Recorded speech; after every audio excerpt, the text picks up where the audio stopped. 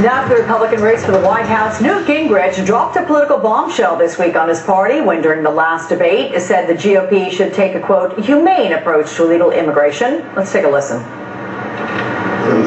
I don't think we're going to separate you from your family, uproot you forcefully and kick you out. I don't see how the party that says it's the party of the family is going to adopt an immigration policy which destroys families that have been here a quarter century, and I'm prepared to take the heat for saying, let's be humane in enforcing the law without giving them citizenship, but by finding a way to create legality.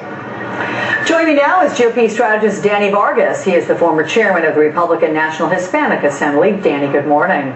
Good morning, Alex. How are you? So I'm well, thanks, and I hope you are too. As we talk about Gingrich, who Danny emphasized last night that he was not supporting amnesty. Do you see a difference between treating people humanely as opposed to giving them amnesty?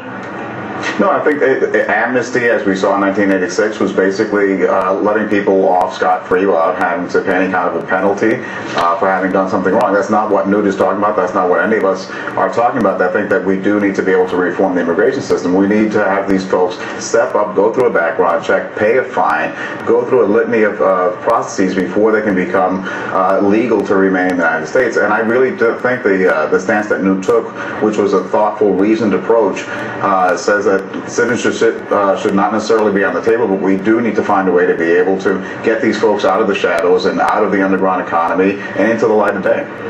So are you, in that assessment there of Newt Gingrich, are you in the minority of the party? And I guess my question is to those GOP primary voters, the zealots, people that are just fired up about all this, are they going to buy his explanation? Do you think his comments might hurt him in Iowa? Well, he might take a bit of a hit in Iowa, but I think the folks that vote in primaries right now are primarily concerned more, and they're more fired up about the economy and the state of unemployment and where our nation is heading from a foreign policy perspective.